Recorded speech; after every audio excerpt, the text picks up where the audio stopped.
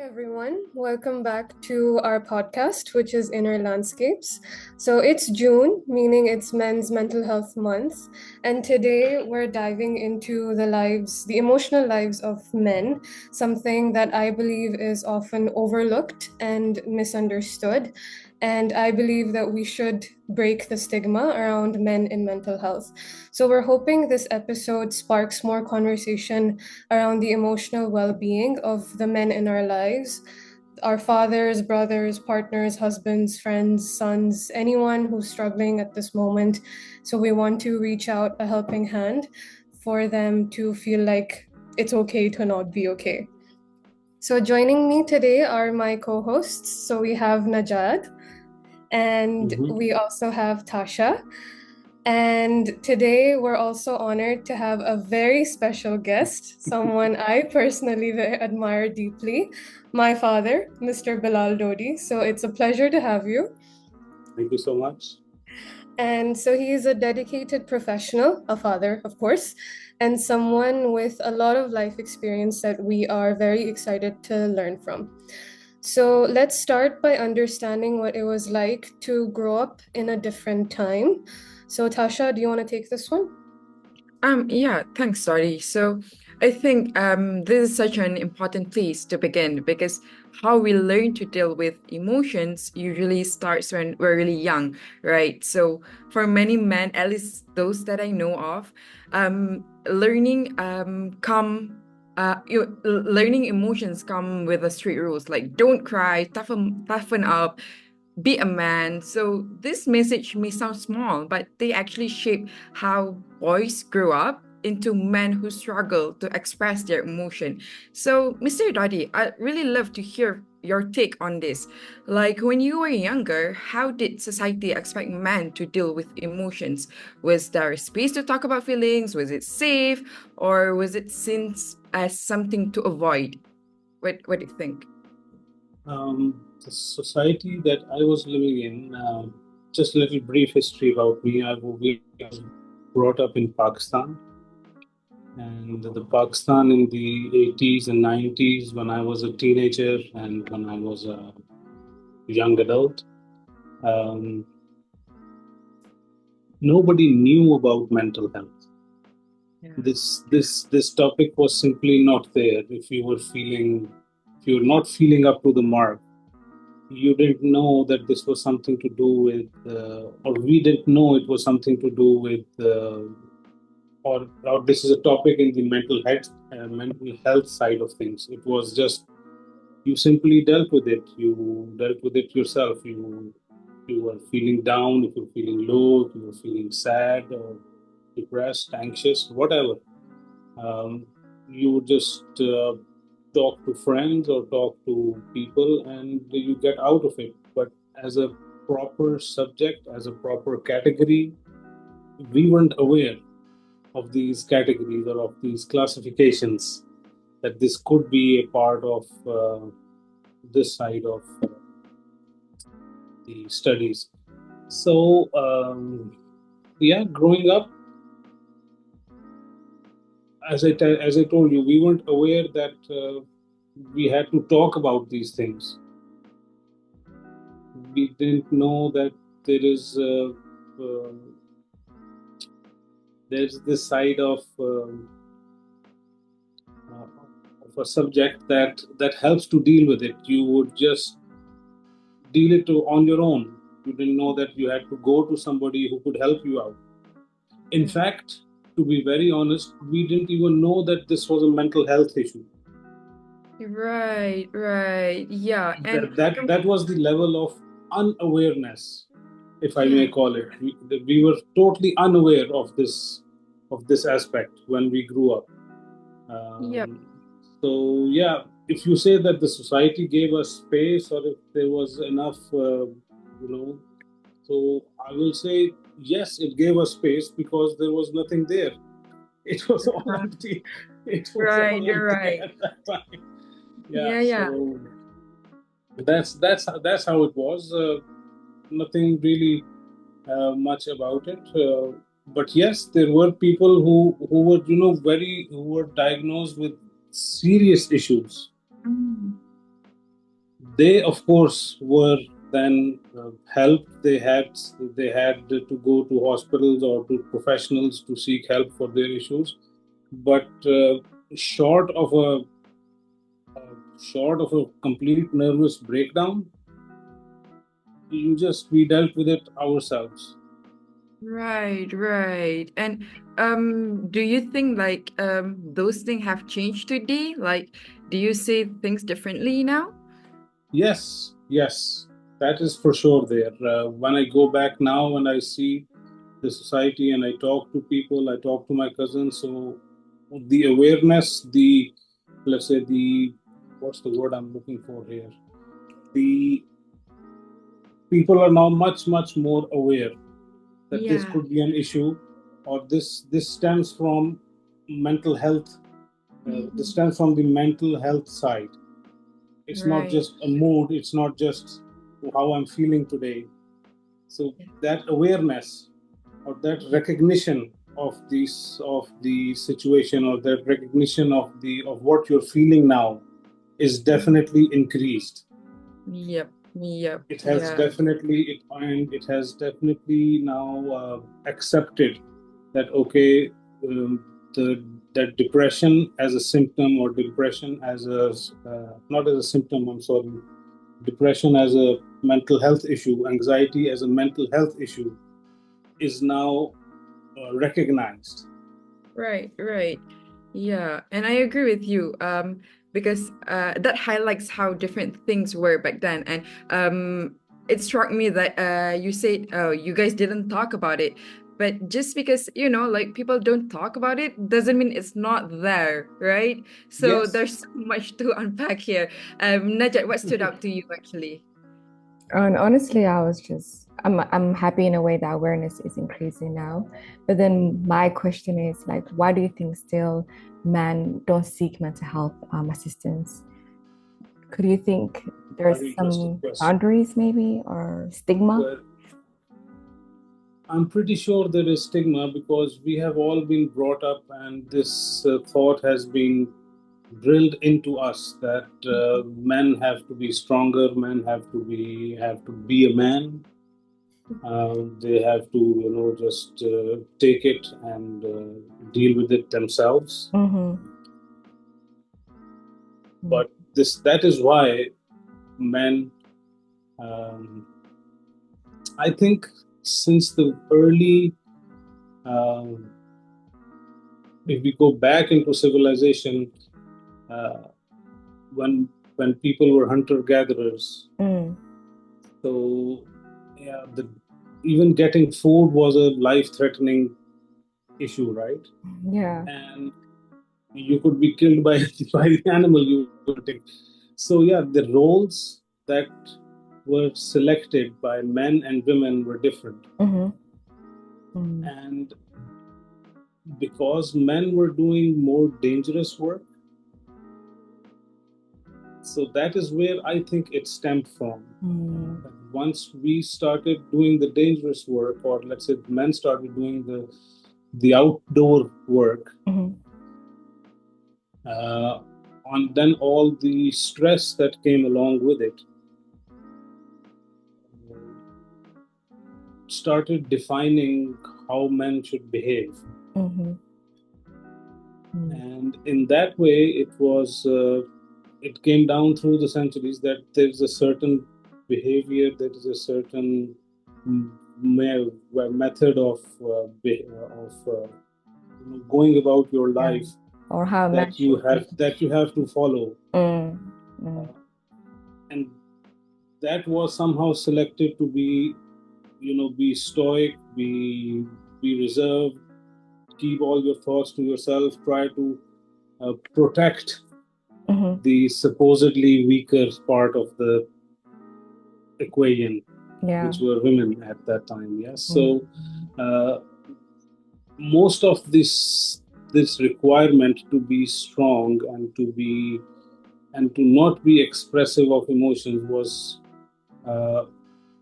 probably as a way of, it was a mechanism to protect the women at that time. It was That's what I think. That's where it comes from. That in order to be not to bring the stress home, and in order to come back home and come back to your cave at that time and relax a little bit I see. after all the dangerous work. So Uh-huh. you just sit down and you just want to enjoy and relax. So, and that has what that has developed into this idea of being a very stoic person. Mm-hmm. I mean, in a sense, we can say now we don't live in that era whereby we have to be afraid of like going No, outside in the sense of no, danger, we're not. We're not. but No, still but you that said no. That's mentality. yeah. This is what I think that Yeah, it's it still comes from that part. yeah. But obviously, things have changed too Mm-hmm. much now. The world, the perceptions, the acceptance has increased a lot. Mm-hmm. Mm-hmm. Roles have been redefined. Yes, true.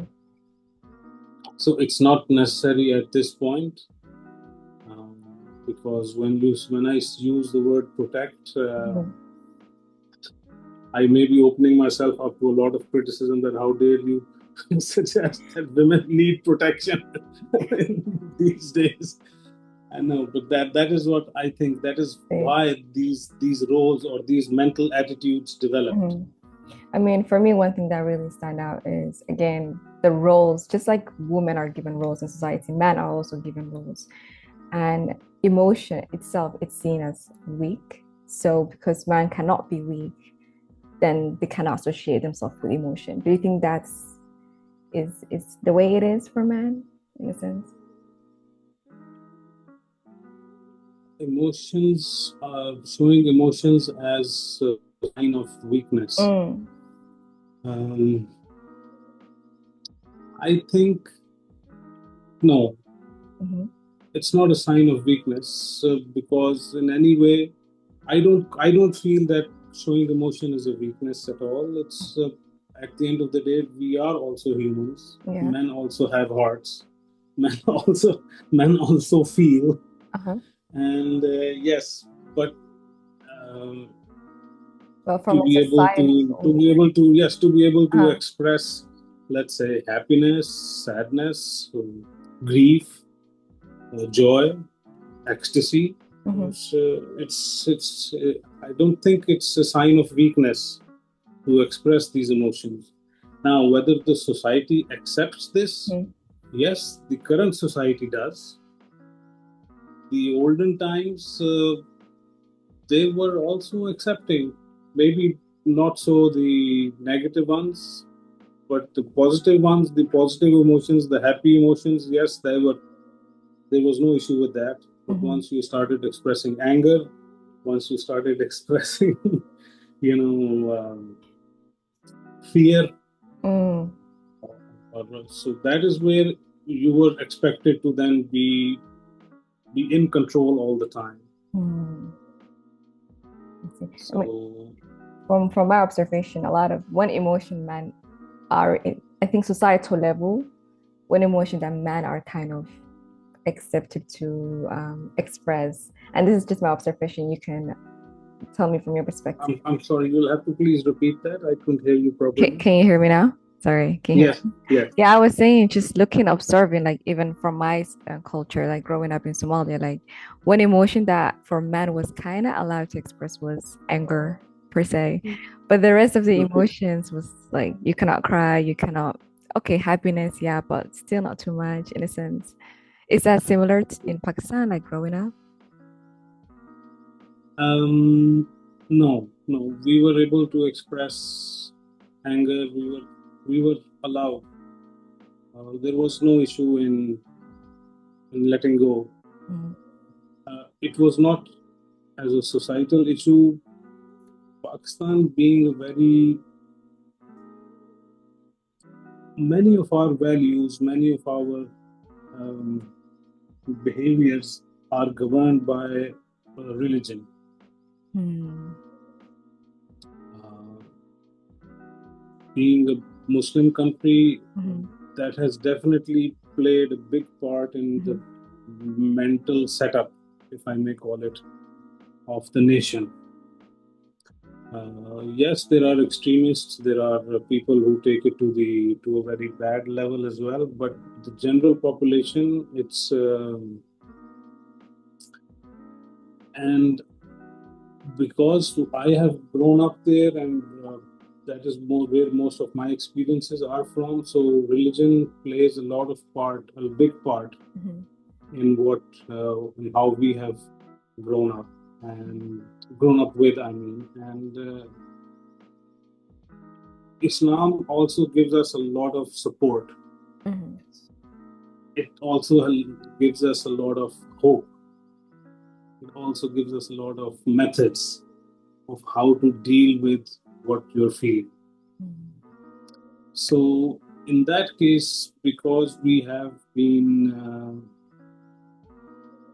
all these issues that society has faced over the times, Pakistan as a society has had this guidance, if I may call it, from the religious groups, and that has helped a lot in people dealing with smaller issues and accepting even smaller small issues. Obviously, once, as I said before, when the issue is really when it increases to a very dangerous level for the person itself, himself, or for the other people around him, yes, then it was recognized, and it was they were given help. They were taken to the professionals who could help them. But yeah, there was no. It was as I told you, we didn't know that this is a bad thing to express anything, because the mental health as a subject was simply not there. Yeah. They were just feelings and the way to deal with feelings. That's it. It was not classified. Yeah. It was not classified as a science. It was just not there. I'm so happy now it's more, I feel like this information is more available for people, like, science, before it gets to a level where you need to go to a hospital and then now you need to be under observation, at least you can do something about it. Yeah. Yes. Yeah. Yes. And so we would have our circle of friends. Obviously, it's different for everybody. Some people are very comfortable talking to their mothers in our culture. So mother is the emotional punching bag. You offload everything onto her. So some people, myself included, or to a lesser extent, I was much more comfortable talking to my father.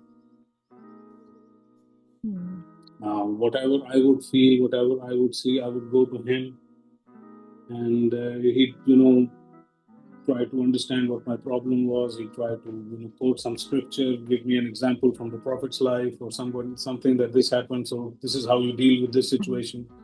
And then it would just pass, whatever those emotions were. So yes, it was not taken as a sign of weakness, at least in my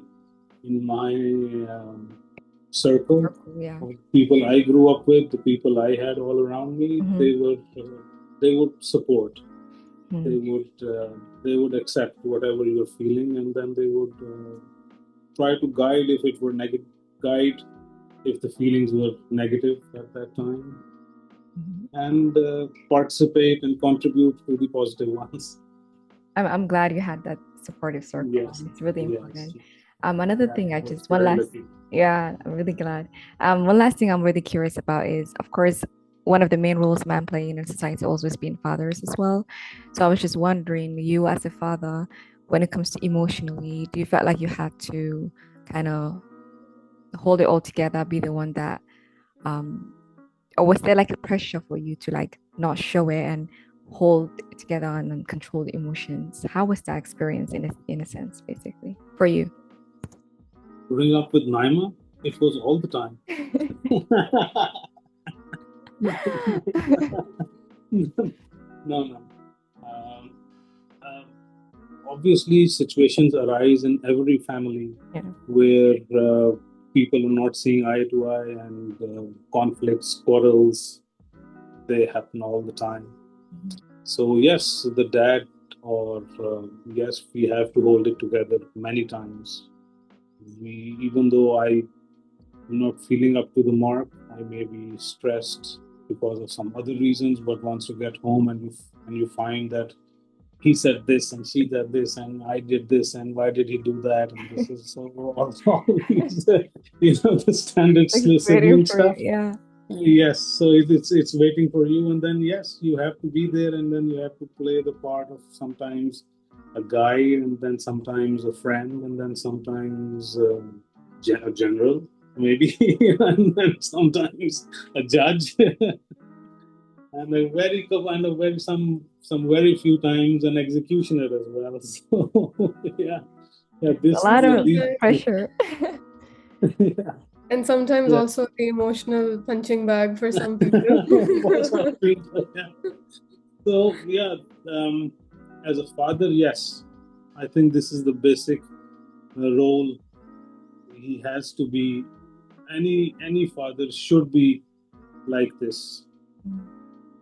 They have to be there for their children all the time. Whatever they're feeling in themselves, they're feeling up to the mark. They're not feeling up to the mark. Whatever stresses they are at work, or they're feeling at work, the family and the children, they people who give them precedence are the ones who made it, I guess.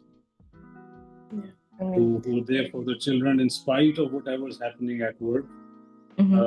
Was there 100%. I think that is the way fathers should be, and alhamdulillah, many of people are like that. So yeah. I think Dodi, I think Dodi will talk more about like the stress and how you cope with it. But just hearing Okay. that fathers really, I think we don't take a moment to just reflect on the role they play Yeah. and emotionally how it's important as well. I think Dodi, you can Yeah. take the lead. Yeah, I do agree with that, that sometimes we might take the presence of fathers and just their love and support for granted, which I shall work on. But just before I get into the work and stress part of this all, I like that Najat asked you about being a dad. But I also want to ask about the husband aspect of it, Mhm. and how do you feel the pressure to hold it together for your wife? That's a different dynamic altogether. Yeah. And for sure you have to. For sure you have to. There is pressure all the time. There is pressure. Again, it's different for different people. Yeah. It's how their life is set up. It's how they have grown up. I know people who share each and every single um, thing that happened in their life with their wives. Uh, some people don't. Some people don't. They've not been brought up that way. Some people they share all the personal stuff, but not the work stuff. So where this boundary is, where this line is between husband and wife, is what a husband and wife themselves set up. Uh, but yes, wherever there are two people together, I think there will be some friction. There will be some source of some quarrels, something I don't like, something she doesn't like. Um, so yes, the stress of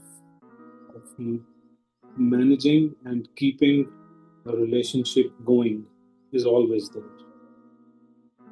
and it's how a husband and wife then find a compromise of uh, of keeping this unit together is one of the challenges of a marriage. Um, so yes, the stress is there, Vicky, as a husband. It's always there. I'm sure the stress is there for a wife as well, because she also has to adjust. She also has to adjust to living now with a person whom you've never lived with before. So it's the same both ways. Personally, the way I dealt with it is that I didn't sweat the small stuff. That's how I did it. There were a couple of stuff in our life that, yes, I had to put my foot down.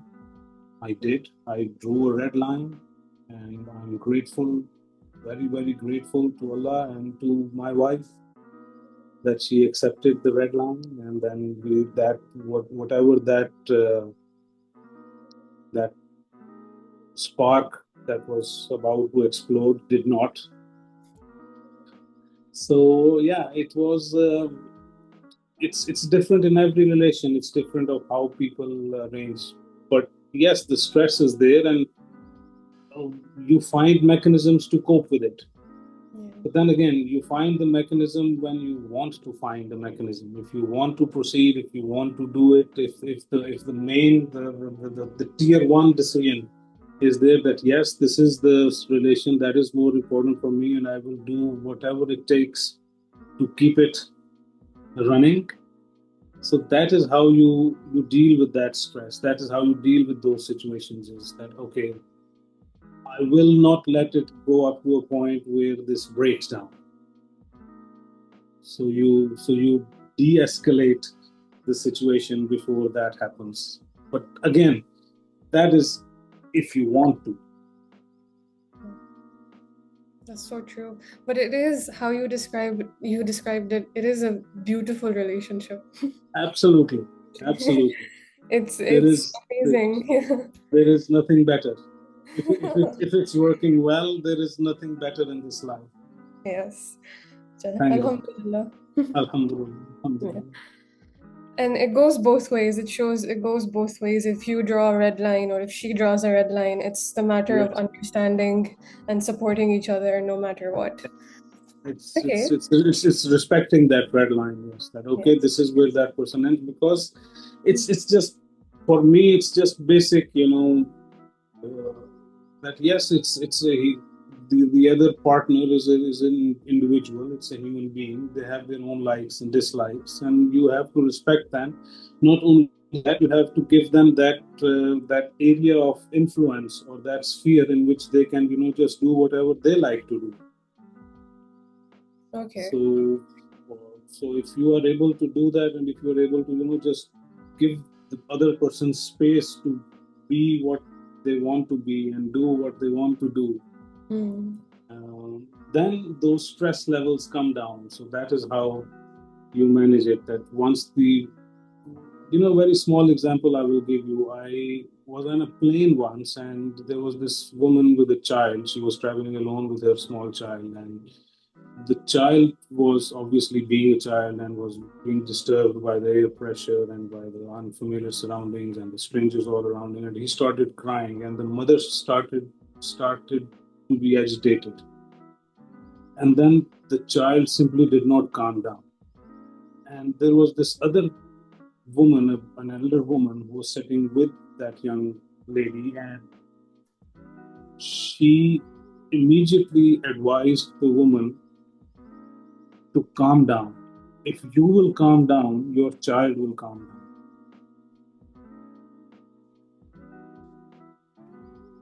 So, yeah, that stuck with me, and that woman immediately realized, and her demeanor changed, and the child calmed down. So you feed off each other, is what I'm trying to say. This was an example of that how a situation, how a stressful, how a bad situation can be dealt with if you just just calm down, if you just feed off each other and develop this relationship together. So this is how I did it. I hope I'm doing a good job at it. And I guess this type of coping strategy works for you with children, with other relationships, workplace relationships, in the workplace setting as well. You cope with it by calming down and trying to figure out what you can do in that moment. What's the best thing for you to do in that moment as well? Yes. So I think it's a general strategy that you have for yourself. Yeah. Okay. So we can start wrapping up now. So we'd love to hear your advice for young men navigating mental health. Just a small advice for how we as a generation can break the cycle of silence around men's feelings. What do you think? Give them the space to express those feelings. And not invalidate them for being No, vulnerable. not at all, not at all. Yes. Let them, if as I don't, you see, a society, Islam tells a society that the unit for building a society is the family. So the family, first of all, has to recognize that, okay, if this person is not feeling up to the mark, he's not his normal self, then the family is the first, what is the word, are the first responders. Yes. They should Paramedics. they should act as the people first at the crime scene. Yes. That this person is this is not his normal self. So this recognition or this sensitivity to the people around you in your family has to be developed, and then that space or that safe space has to be provided to them, either by the mother or the father or by the brothers and sisters, even whoever are around him, whoever are there for the men, to give them the chance to express themselves, even if it is up to that, okay, if you don't want to talk to me, it's okay, go talk to your friends. Yeah. Go talk to someone, and then for the time being, remove all judgment, remove all expectations from them. Yes. That is how you provide that safe space, that, okay, I'm fine with, or the family at large is fine with you seeking help or from wherever you want to. We are okay. We just want you to be okay. That's very important, and that's, I think, exactly why we have done this episode, to spread this awareness that it's okay to reach out, especially to men. It's okay to reach out. It's okay to be vulnerable. It's okay to be in a place where you don't feel your best. You don't feel 100%. If you feel like time is running out. Yes, but I would like to take this platform to send out this message, not just to men, but to the people around the men. Yes. For sure. Yes, because for sure men feel. We feel emotions. We want to be, personally, I want to be expressive. I do not want to be a stoic person. But then I need that space. So the people around the men have to make them feel comfortable enough to express. To express. So yeah, it's not just the men, it's the message has to go out to the people around us also. Well, that's excellent advice. Thank you so much for that. Najat, Tasha, anything to say? Yeah, honestly, that message. I mean, I have brothers, I have my dad, so I really think going from this episode, I will be more aware, in a sense, observant of the small changes and providing this space. And just a misconception of a lot of times when you're providing a space, it's not like, okay, talk now. No, it's like just there, just be there, be available in a sense. Yeah. Thank you for that message, honestly. Yeah, that's one for me takeaway. And I hope everybody watching this can take Yeah. that message home. And thank you for today, for joining us. We really appreciate it. Yeah. Yeah. Thank you so much. Thank you. Tasha? Yeah, I think I really agree with the both of you because like expressing is one thing, but having the space to express it is another. Just as simple as I'm here with you can be life changing. So I think I want everyone to know that they can talk, they can speak, they can break the cycle. So let's create more awareness in things like this. And thank you so much for having me in this episode. Oh, you're welcome. It was a big pleasure to have you. So thank you so much for everyone for joining us, especially to our very special guest. Meant a lot to have you here. And It was a pleasure. It was a yeah, pleasure. and it was amazing to hear your perspective, and we will move forward valuing your perspective and your opinions, and be sure to spread more awareness around mental health in men, because nowadays it's very sad to actually also see that the suicide rates are higher in men than women, and so it's even more important now to spread this awareness and break the stigma that it's okay to not be okay. And we are, here's our helping hand for you to reach out whenever you want, whenever you feel like it. Even if it's something small, don't hesitate to reach out.